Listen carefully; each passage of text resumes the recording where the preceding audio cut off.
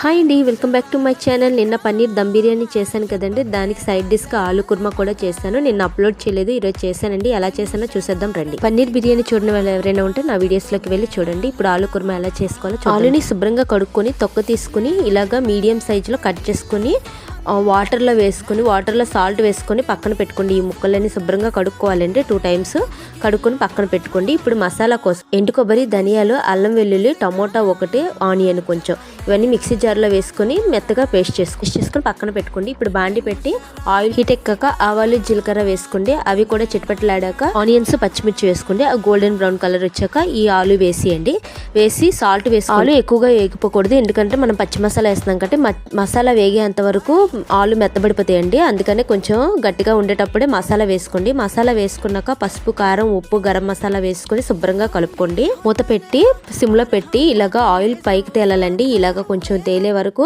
సిమ్లోనే ఉడికించడంతో పాటు ఆలు కూడా ఉడికిపోతుందండి. ఇలా ఉడికాక కొంచెం మీరు వాటర్ కూడా యాడ్ చేసుకోండి, ఎందుకంటే నా గ్రేవీ కోసం నేను వాటర్ యాడ్ చేసే వీడియో స్కిప్ అయిందండి. అందుకని వాటర్ యాడ్ చేసుకున్నాక మరిగాక కసూరి మేతి వేసుకోవాలండి, కొత్తిమీర కూడా వేసుకోవాలి. అంతేనండి, చాలా సింపుల్గా ఆలు కుర్మా రెడీ అయిపోతుంది. ఇది ప్లెయిన్ రైస్లోకైనా, జీరా రైస్లోకైనా, రోటీస్లోకైనా చాలా బాగుంటుంది. మీరు తప్పకుండా ట్రై చేయండి. థ్యాంక్ యూ అండి.